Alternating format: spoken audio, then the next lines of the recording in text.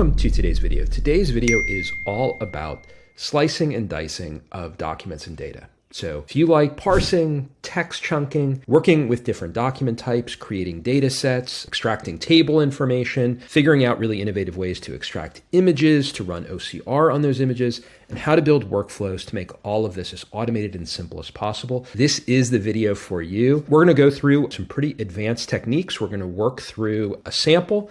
All of the sample documents as well as the code are available in the LLMware repository. Let's dive in. What we're actually going to do at the end of this is we're going to extract from a couple hundred documents a whole bunch of images. We are going to extract a whole bunch of tables that we're going to convert then into CSVs. And then we're even going to go and we're going to create a data set that is model ready to be used for any type of self-supervised, either domain adaptation, fine tuning, or even a self-supervised contrastive embedding model fine-tuning.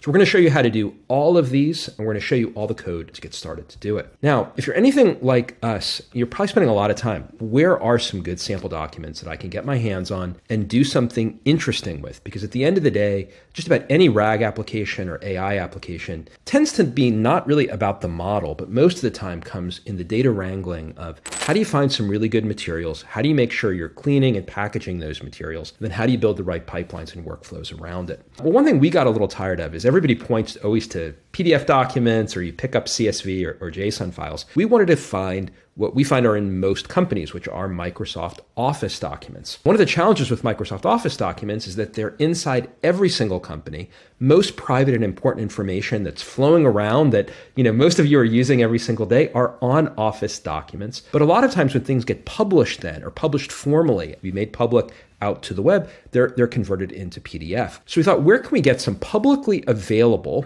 Word documents, PowerPoint documents, and Excel? And we thought, what better place than to go straight to Microsoft and to their investor relations? So what you see behind me, this is actually a public site. This is the Microsoft Investor Relations website. And Microsoft, obviously, as the publisher of Office format documents, makes available all of its earnings documents. And one of the things that's really cool, and Microsoft has an incredible investor relations site, so you can go and anybody can go anywhere in the world. We're all investors or prospective investors, in Microsoft, and go buy its stock, is you can go download these zip asset packages, which include all the documents that are listed here. And you can do it quarter after quarter after quarter after quarter. So this is what we've done. I'll actually show it to you. It's all of these documents. And these are Excel files, these are Word documents, and these are PowerPoints. All of these came directly from this package on the Microsoft site. And I'll actually show it to you as the way it actually comes is right here. So what we did, we went on this site,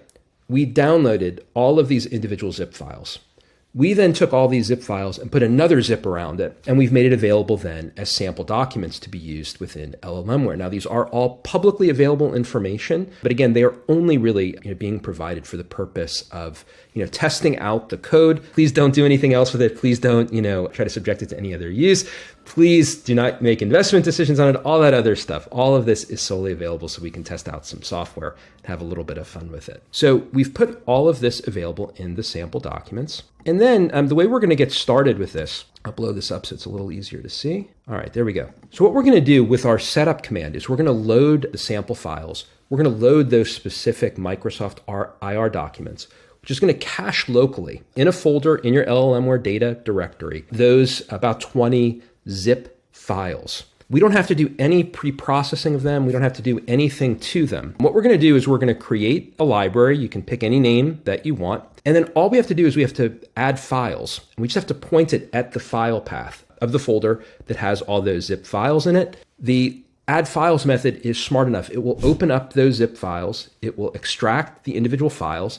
If those files are a recognized type, it will get routed to the appropriate parser, and then each of those individual documents will get parsed. And they'll get parsed according to the chunking rules that we pass into this method. So we're setting a chunk size of 400 characters, a maximum chunk size of 600, a smart chunking strategy of 1. And again, all of this is explained in the documentation. There are a variety of different ways that the parser can interpret the chunking. So as an example, if you use smart chunking 0, it will cut off exactly or as close to exactly as the chunk size as possible. So it will stop at 400 characters exactly. On the other hand, smart chunking of 1 is going to look for the nearest white space after 400 characters. So it isn't, generally speaking, going to break up words, but it could break up sentences or a paragraph. The smart chunking 2 actually looks for a logical break or separation. So it will actually look for either some form of a carriage return or a period or some other exclamation indicating that it's the end of a sentence.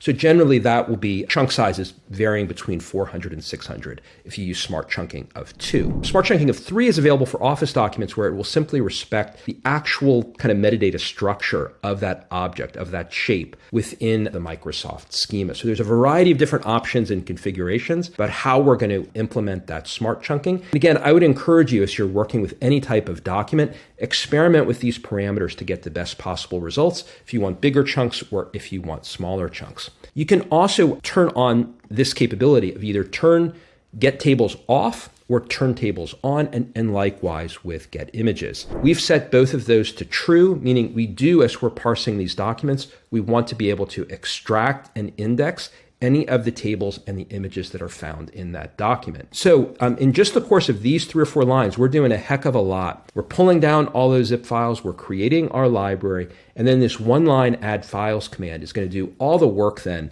of unzipping, collating, routing, parsing, text chunking, and then all of this is going to get indexed in the database of our choice. So that is what is going to be the first step in this process. We're actually going to run it live. And then what we're going to see, since we've requested to get the images, all of those images are actually stored within the library folder structure. So we're actually going to take a look at where are all of those extracted images. And then just as a test, just to make sure that the parsing has worked, that everything is in our database, we're just going to run a very simple text query. In this case, we're just going to look for Azure. We know we're definitely going to find something about Azure in those Microsoft documents. But here in just a few lines of code, we're actually creating a really nice little searchable index across a wide range of document types. This is just step 1 of what we're going to do in the course of the demo. Step 2, the really cool and the really fun part, is what's in the slice and dice special. And here we're going to look at some advanced techniques to get more value once we've parsed these documents, once we've flattened it, so to speak, and indexed it and broken it down into individual chunks in a database. First thing that we are going to do is we're going to export all the tables. Now, by going through the parsing and indexing it into a database, the metadata is attached. So in effect, all we have to do is run a query against that database to extract all of the elements then that have content type equals table. We're going to export them. We're going to unpack them then back into CSV files. And then again, we're going to store all of these within the library data structure. That'll all happen in the course of a few seconds. The long step, the long pole in the tent here, that's going to take probably a few minutes to run, and we'll fast forward through it in the video, is all the images that we've extracted. And we've digitally extract them. So what we've extracted then as images are, JPEG or PNG, actual bitmap images. But in this case, actually a lot of the content of those images actually are financial tables. It's other information that has a lot of text in it. So what we're going to do is we're going to run an OCR on those images, and we're going to add that to our library. So what this command does, it goes in, it looks at that library, it identifies all the elements that are images. It maps that then to each individual image, passes it into an OCR. The OCR then extracts the text from that. We apply the text chunking rules that we want, and then it'll actually insert those blocks then with metadata that ties it back to the original block back into our library. So this takes care of, in effect, unpacking all the text out of those images and storing it back into our library collection. Now that's going to take a few minutes. It also requires some additional dependencies that again are in the documentation, actually in the code. You will have to install PyTesseract. You'll also have to install the lower level libtesseract, which can be done through a variety of different ways depending on your platform. All right, so that's going to take a few minutes to run. Once we're done with that though, now we've got a lot. We started with these zip files that we downloaded. We unpacked it into about 150 individual documents. We parsed those, broke those down into text chunks. We went through every single image then and extracted all the text. Now what we're going to do is we're going to take everything that's in that database that we've just populated out of this. We're going to create it in one flat JSON-L file with all of the text chunking. So we can go take that and run. And now we've got something, a pretty nice little artifact that's really portable, and we've taken it all down to a single file. Once we've done that, we're going to go to the next step of actually creating a data set out of this library. And we can create testing splits and validation splits. You could set those to 0 if you're not interested in a testing or validation split. We also have a way to index those data set numbers. If you're creating, let's say, multiple cuts of the data set, you want to be able to track those in some systematic way. Here, we're just doing it for a test. We're just going to apply a random number. And then we have a handful of different data set methods that can repackage and extract it in any form that you're looking for within those data set types. Here, we're just going to build a basic unsupervised test data set. And again, we can define then a certain token boundaries for each element that we want in our data set. So that's what we're going to go do. We're going to do lots of slicing and dicing. I wanted to walk through the code because packed into each of these methods, there's a lot of data transformation that's actually happening. And so before you ran it and before you started experimenting with this, I wanted to take a few minutes to explain what was there. Now, to run this script, in this case, we're going to run it on Mongo. I find Mongo slightly faster than SQLite or Postgres. Those are the 3 out-of-the-box supported databases. All right, let's go ahead and let's run this.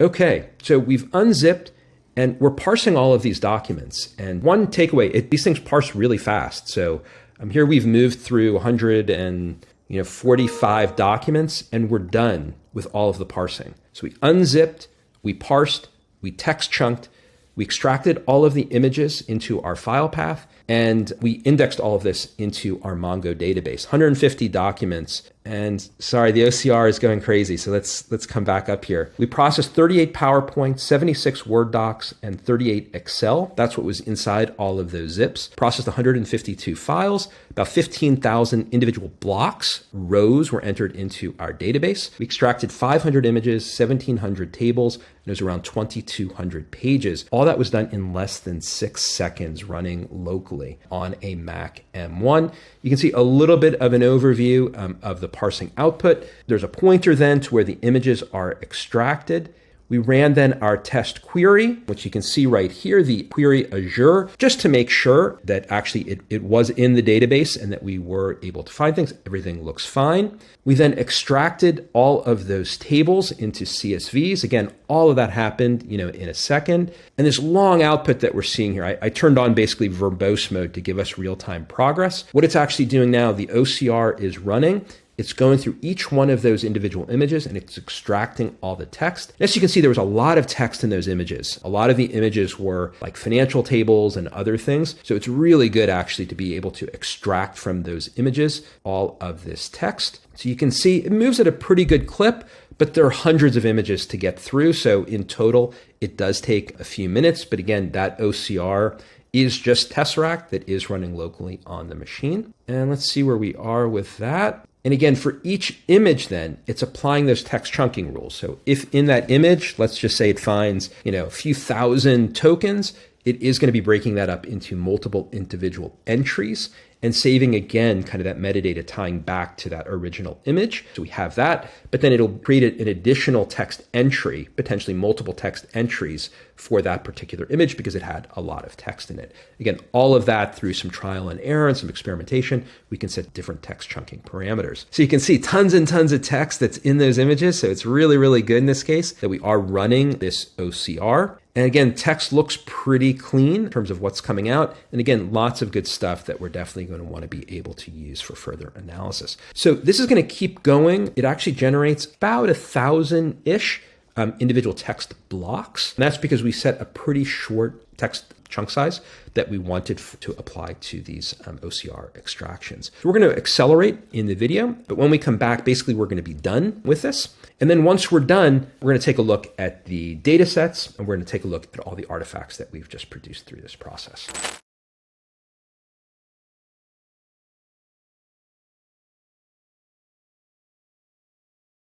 Okay, so we are done with the OCR. As you can tell, it's really nice to do a side-by-side comparison of digital parsing and the speed of digital parsing versus using an OCR. It's one of the reasons we're such big proponents of using digital parsing when it's available, when it is a digital first, digital native kind of document. Parsing is, couple orders of magnitude faster than if you have to go and run some type of OCR process against the document. It took 5 seconds to open and parse 150 documents. It took us about 5 minutes to run through an OCR of just the images that were inside those documents. But we are done. And again, what this has done is it's added all of the text that was extracted from these images automatically into our library collection. Now, we also then, at the last step, we created that data set. So let's open it up and let's actually see what we've created. First, all of this is in the Mongo text collection. So you can immediately start to run text search queries against all of this information. Again, the method was described in the sample code. As a next step, you could also take this and then create a vector embedding space around this, again, just with one command against your library. But let's go and let's look at some of the file artifacts that are created in this process. Here's where we started. This was the original zip files that we had just downloaded and pulled from the Microsoft website. And within the LLMware data path, which is typically your home path, within accounts, we go into LLMware. And this was the library that we just created. Within this library, these are the file-based artifacts associated with it. You can see within uploads, we actually copy and move then all of these files. So the source files are available all within your uploads folder. In the output, this is where we put all the CSVs of those individual tables. This is also where we created a complete JSON kind of dump, if you will, of all of the information. And we're going to take a minute and look at this. And what I found sort of helpful is look at some of the bigger tables. We've extracted 1,700 individual tables that were found. In Microsoft Documents, it actually is an element we've created, so it is intended to be tabular data. But some of the bigger ones, just to take a quick look at them, you can see we get a nice CSV that comes out of this example. And again, CSV file becomes really easy then for us to do any other kind of crunching, manipulation, or access of that we would want. We created this consolidated JSON-L file, and to show you what that looks like, again, each entry, each line in the JSON-L file is one of our text blocks. And you can see it's captured a whole bunch of the metadata associated with it, the tie back to the original document, information about the page, information about even where it was located on the page in many cases, underlying content type. Now ignore, for those who are being observant, there is a small bug here. It's a bug we're going to fix the next time we go into the Office parser. The file type is incorrect here. It is saying PDF. It is obviously not. All of these were Office documents. We're going to get that fixed in the next release. And you can see we've got 15,000 blocks of information that, again, we can go do a whole bunch of really interesting things with, and any follow-up analysis, completely portable. We can go move this and do anything that we would want with it. But then the other thing that we've done, we have all the images, and each of the images, as they're extracted, they're indexed in a very simple way. This refers to the document number. This refers to the image then within that document.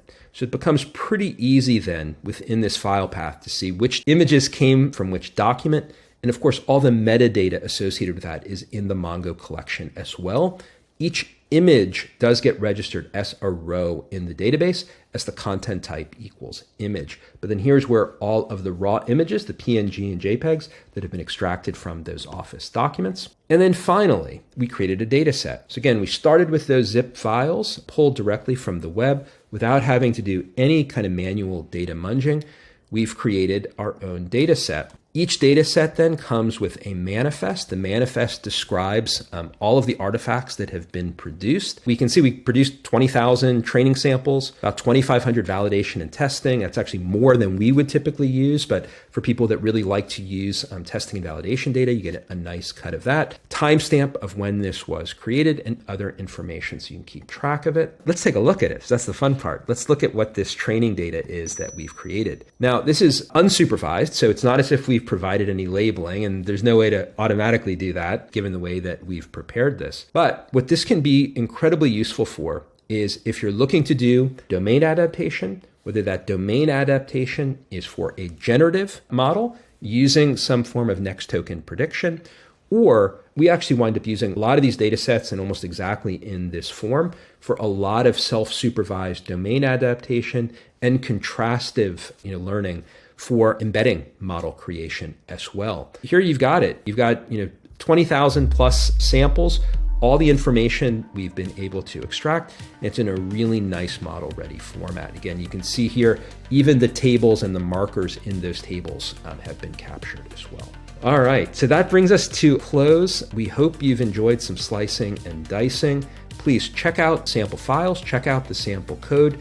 There's all sorts of really interesting next steps that can be taken with this as well. This is just the foundation of producing some of these data artifacts. We'll probably have some upcoming examples and videos in which we really talk about some of the really interesting things that can be done once you've sliced and diced the data in this way. Thank you, everybody. Hope everybody has some fun with this. Any questions, as always, please come check us out on Discord. Thank you, everybody. Take care and have a wonderful day.